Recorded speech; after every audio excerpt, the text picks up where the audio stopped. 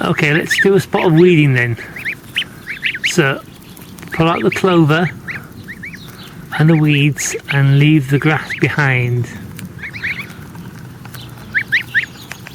Okay, pull out all the grass and leave the clover and the weeds behind.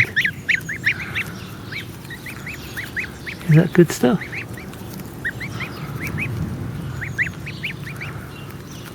You are going to make very efficient lawnmowers, which is good because we've got a 2-acre field waiting for you. Oh, where'd everybody go? What will this be? That's a long bit. Do you want to do that bit? Go over there. There you go. Yeah, yeah. Look, that's a nice juicy one.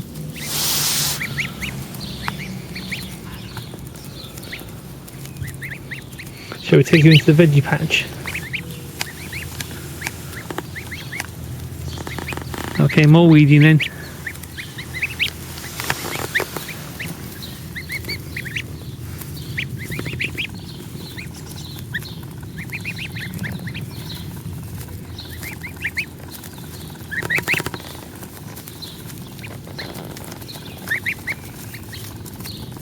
That tastes really nice.